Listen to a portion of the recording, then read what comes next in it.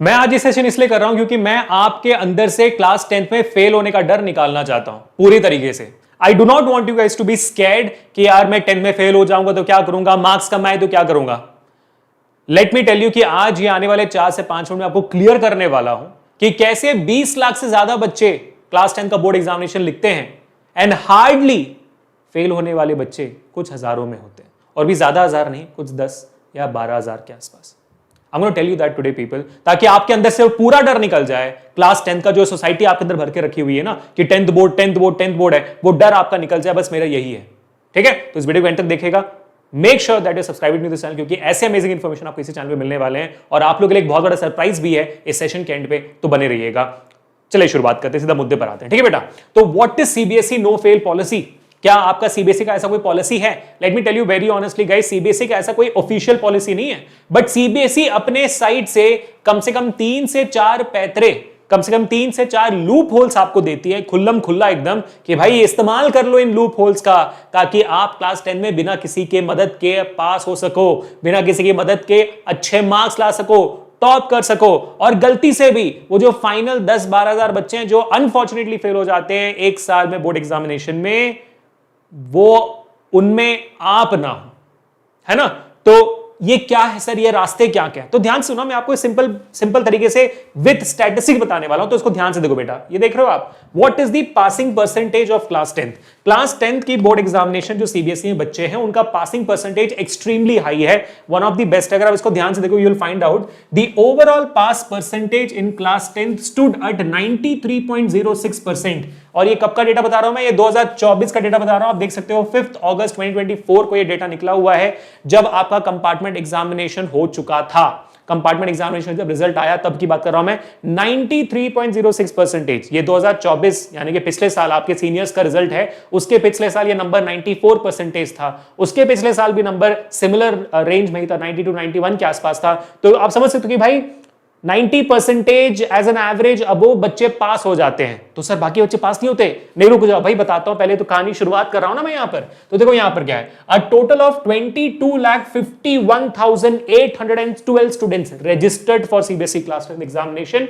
22,50,000 से ज्यादा बच्चों ने रजिस्टर किया था, जिसमें से अगर आप देखोगे out of the total registered students 20,95,467 students attempted, students pass, oh sorry, इतने बच्चों ने रजिस्टर किया था, कितने बच्चों ने अटेम्प्ट किया आप देखोगे 22,38,827, यानी कि अटेम्प्ट करते वक्त ही आप देख सकते हो थोड़ा सा, मेरे ख्याल से कुछ 20,000 के आसपास, आपका 20,000 भी नहीं है, 12-13,000 के आसपास बच्चों ने अपीयर किया है। बाकी 12-13,000 बच्चे अनफॉर्चुनेटली अपीयर नहीं कर पाए। रैंडम रीजंस हो सकते हैं, कुछ भी हो सकता है, हेल्थ खराब हो गया, कोई I hope you understand what I am trying to say, है ना। ये सारी चीजें हो गई। अब इसमें से भी अगर आप देखोगे तो 20,95,000 बच्चे पास हो गए। तो क्या डिफरेंस हो गया भाई यहां पर? आप देखोगे यहां पर ऑलमोस्ट 1.5 लाख, 1,40,000 है ना। अगर मैं इसको ले जाऊंगा तो भाई 21,95,000, सो इट इज, हाँ अगेन 1,40,000, 1,50,000, 1.5 लाख बच्चों के आसपास बच्चे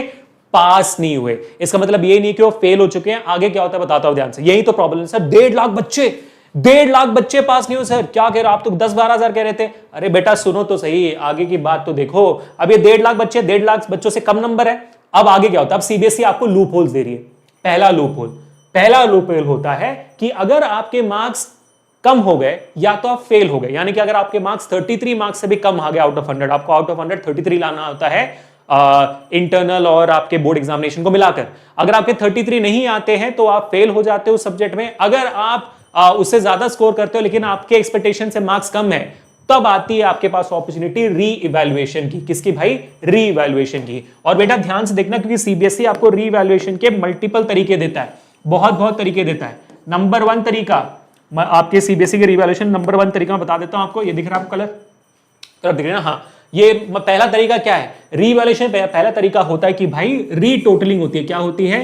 रीटोटलिंग। अब ये रीटोटलिंग क्या होता है? रीटोटलिंग का मतलब होता है कि सर देखो, पेपर तो मुझे मिलेगा नहीं बोर्ड एग्जामिनेशन के पेपर के बाद, सीबीएसई वालों के पास पेपर है, आप बोल रहे हो उनको, आप रिक्वेस्ट रेज करो कि आप एक बार दोबारा चेक करिए मेरे पेपर को।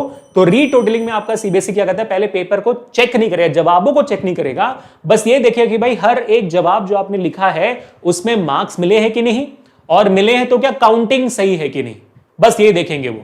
और उसमें अगर आपके मार्क्स बढ़ जाते तो बढ़ जाते हैं, और इसमें ही बहुत सारे बच्चों के मार्क्स ऑटोमेटिकली बढ़ जाते हैं। ठीक है, अगर मान लो इसके बाद भी बढ़ा नहीं, आपको है कि नहीं सर बढ़ा नहीं है, मेरे को तो कुछ करना है, तो फिर आपके पास दूसरा ऑप्शन होता है पेपर्स मंगाने का। किसका भाई? पेपर्स को मंगाने का। तो आप मंगा सकते हो पेपर को, आपके आंसर शीट्स को मंगवा सकते हो आप। ठीक है, और आंसर शीट्स का कॉपी आपको सीबीएसई भेज देता है, सॉफ्ट कॉपी। उसके बाद उसका प्रिंट आउट लेकर आप चेक कर सकते हो, आप खुद चेक कर सकते हो आपके पेपर को, दूसरे टीचर से पेपर चेक करवा सकते हो, कहीं ना कहीं रास्ता मिल जाए, मार्क्स बढ़ जाए 1 या 2 और आपके मार्क्स बढ़ जाए, है ना। तो जैसे आपके पास आंसर शीट आ जाती है और आपने पेपर वेकर चेक कर दिया, फिर आपने क्लेम किया सीबीएसई को कि प्लीज सीबीएसई एक काम करिए, मेरा जो पेपर है रीइवैल्यूएट करिए। क्या करिए भाई?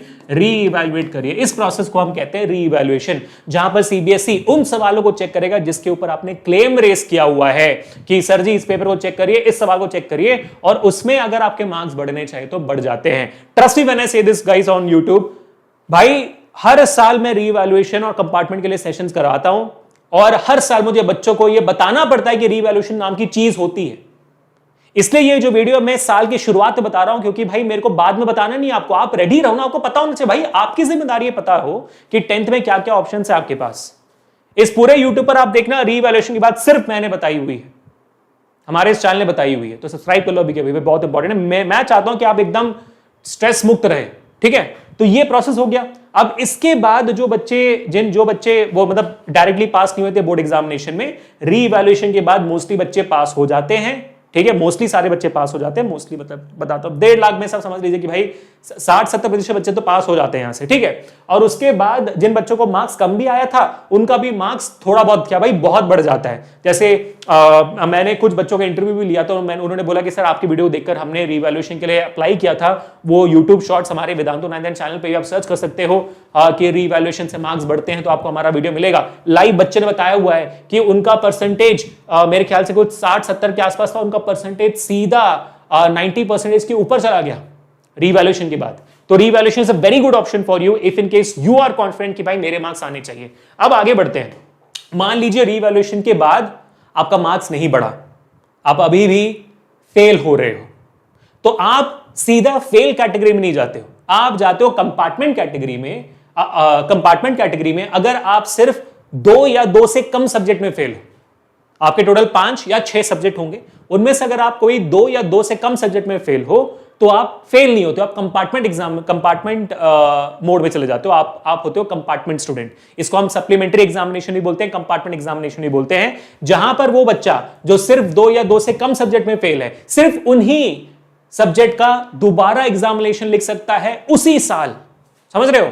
जैसे इस साल पिछले आपके सीनियर्स ने कंपार्टमेंट एग्जामिनेशन लिखा है जुलाई के महीने में, जुलाई के महीने में उन्होंने कंपार्टमेंट एग्जामिनेशन लिखा, हमने वीडियो बनाई, उनको ट्रेन किया, उनको पढ़ाया लिखाया। व्यूज देख सकते हो उस चैनल पे, 911 चैनल हमारा, वहां पर कंपार्टमेंट बच्चों को पढ़ाया हुआ है। इस पूरे यूट्यूब पर सिर्फ हमने पढ़ाया था बच्चों को, और उनमें से मैक्सिमम बच्चे पास हो चुके हैं। समझ रहे हो बात को आप?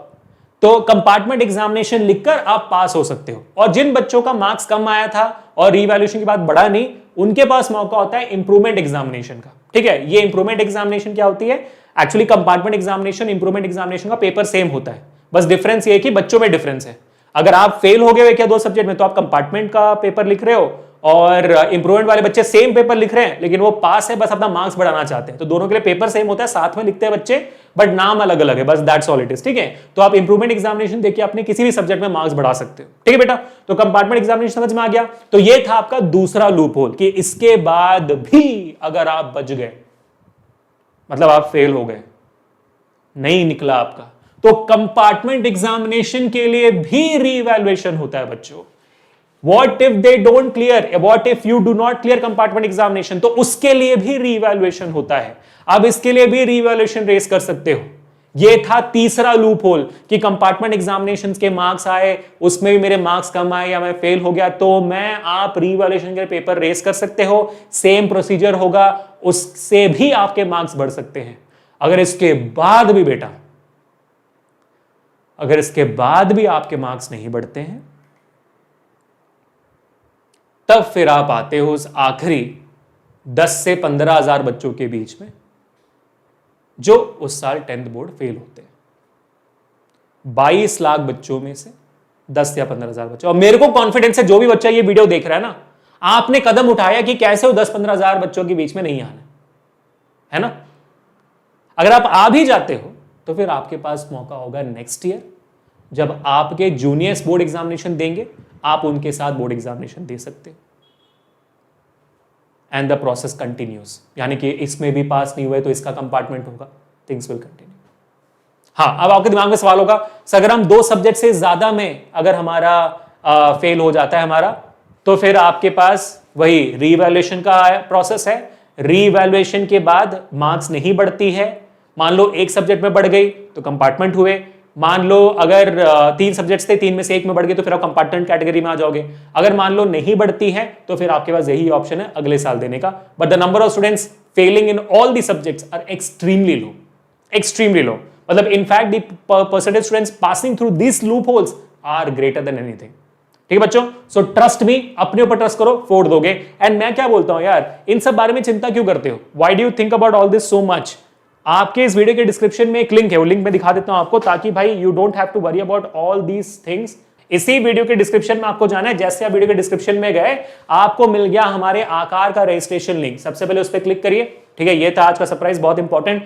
आकार क्या है? आकार सबसे इकोनॉमिकल बैच है आपके पूरे YouTube पर, क्लास 10th का, जहां पर ये गारंटी कि भाई आप इसमें भाग बन जाते तो एक भी बच्चा इसका फेल नहीं हो सकता, और हो सकता है तो टॉप कर लेगा बच्चा, क्योंकि हम यहां पर आपको लाइव पढ़ाने वाले हैं, जहां पर हम आपको अनम्यूट कर सकते हैं, अनकैम कर सकते हैं, आपके लाइव डाउट सॉल्व कर सकते हैं। यहां पर एनसीईआरटी को टॉपिक बाय टॉपिक पढ़ाया जाता है, आपके सीबीएसई बोर्ड से रिलेट करते हुए टॉपिक बाय टॉपिक सारे सवाल कराए जाते हैं। एनसीईआरटी के चैप्टर के अंदर के, चैप्टर के बाहर के सारे सवाल एनसीईआरटी एग्जामिनर के कराए जाते हैं। पीवाईक्यूज करवाए जाते हैं पिछले 10 से 20 साल का, और सारे डाउट्स आपके सेशन के अंदर सॉल्व होते हैं।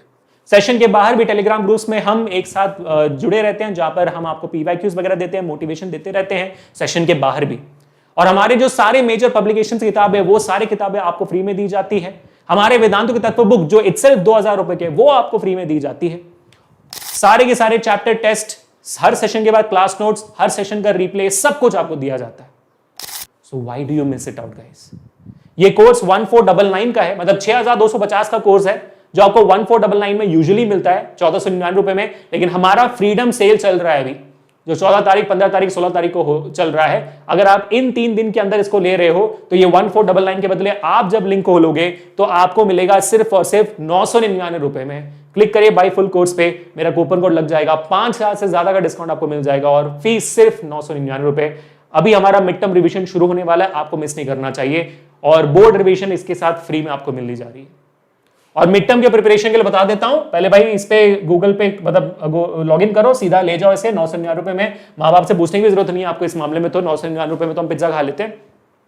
मिड टर्म के लिए मैं आपको फ्री रिसोर्सेज दे रहा हूं, 5 mock papers, science, maths, SST, English के 5 मॉक पेपर्स विद सॉल्यूशंस दे रहा हूं, उसको ले जाओ फॉर फ्री। ठीक है, आकार में ज्वाइन करके इसको फ्री में ले जाना। ठीक है बेटा, मिस आउट मत करना। और मुझे बताना कमेंट सेक्शन में, सिर्फ ये बोलकर जाना कि सर हम फेल नहीं, पास क्या टॉप करके दिखाएंगे।